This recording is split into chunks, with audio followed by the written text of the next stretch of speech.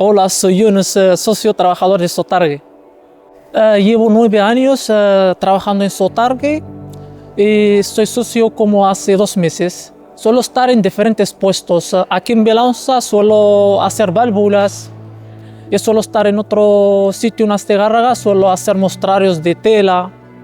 Pues lo que más me gusta de Sotargue, pues me sentía a gusto, me sentía bien.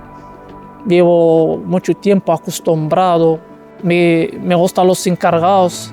Hay algunos encargados que son muy amables con quien he estado, por ejemplo, en Eridu, Arcaids. Del paso para ser socio porque me ofrecieron esta oportunidad para ser parte de la empresa y para tomar decisiones, votaciones también, y también para estar más tranquilo, como que te sientes más valorado. Pues a alguien que está pensando en ser socio le diría que es una buena oportunidad para él y puede formar parte de la empresa, puede tomar decisiones, puede votar como los demás. Irati Lizarra Galdos naiz, Sotarriko langilea eta bazkidea. Eta alegin nite delana, baina aurretik elkarren egon naiz lanean, elkarren adunan, liburuketa antolatzen.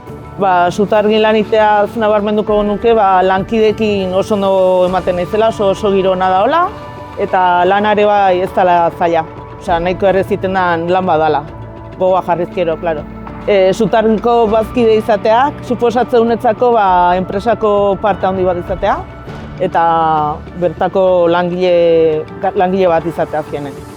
Sotarriko bazkide izatea pentsatzen nahi dan bati, esango nioke ez asko pentsatzeko, ze oso ondo dengoala. Bazkide izan, o langile izan, baina azkenean bazkide izan da, azken enpresa laguntzi dozun gauza da.